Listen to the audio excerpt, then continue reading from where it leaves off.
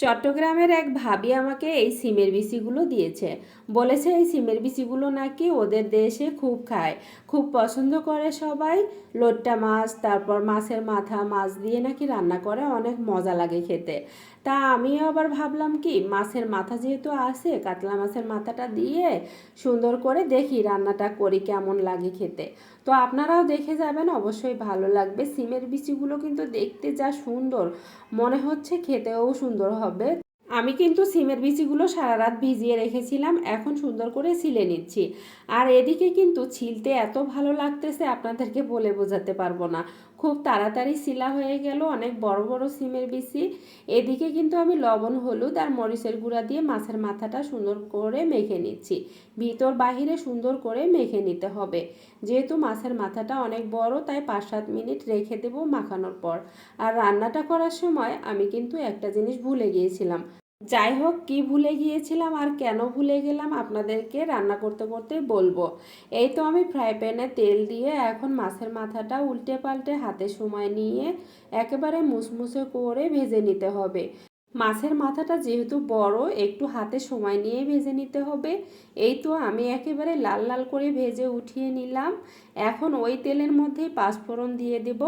আর এই জায়গাটাতেই ভুল করেছিলাম, আমি যে মশলাপাতিগুলো অ্যাড করেছি, এখানে আমি ক্যামেরা অন করতে ভুলে গেছি। আসলে শরীরটা ভালো না, তো কখন কি করি মাথায় কাজ করে না। যাই হোক, মশলাগুলো কষানোর পর এখানে কিন্তু সিমের বিচিগুলো প্রথমে দিয়ে দিলাম। আর কষাতে থাকবো, আর আপনাদেরকে বলতেছি এর মধ্যে কি কি দিয়েছিলাম। দিয়েছি পেঁয়াজ বাটা, তারপর রসুন বাটা, আদা বাটা, জিরা বাটা, আর লবণ, হলুদের গুঁড়া। এখন সুন্দর করে মশলাগুলো সাথে সিমের বিচিগুলো একেবারে নরম হয়ে আসা পর্যন্ত কষিয়ে নিলাম। এদিকে মাছের মাথাটা ভেঙে দেব। মাছের মাথাটা দেখতেই পাচ্ছেন, সুন্দর করে ভেঙে দিতে হবে, এতে করে সিমের বিচিগুলো খেতে কিন্তু ভীষণ মজা হবে। বড় মাছের মাথা যেহেতু ভেঙে দিয়ে রান্না করলেই কিন্তু আমার কাছে মনে হয় অনেক মজা হয়। যাই হোক, এখন সমস্ত উপকরণ সুন্দর করে ঢেকে দিয়ে আবারও 5-6 মিনিট কষিয়ে নেব। কষাতে কষাতে দেখতেই পাচ্ছেন প্রায় একেবারেই ভুনা ভুনা হয়ে গেছে। এখন আমি এর মধ্যে কাঁচামরিচ 2-3টা ভেঙে দিলাম। আর দেখতেই পাচ্ছেন সিমের বিচিগুলো একদম নরম হয়ে গেছে। এখন আমি ঝোলের জন্য পানি অ্যাড করে দেব।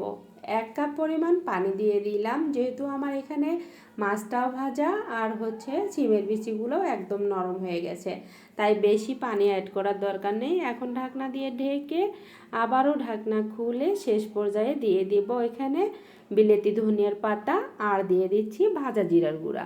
এখন আবারও চুলার উপরে কিছুক্ষণের জন্য রেখে পরিবেশন করে দেখাচ্ছি কতটা কালার সুন্দর হয়েছিল, আর খেতেও ভীষণ মজা হয়েছিল। কিন্তু দেখতে পাচ্ছেন কতটা লোভনীয় কালার এসেছে। আর গরম অবস্থাতে একটু ঝোলের মতো লাগতেছে, পরে কিন্তু গাঢ় হয়ে যাবে।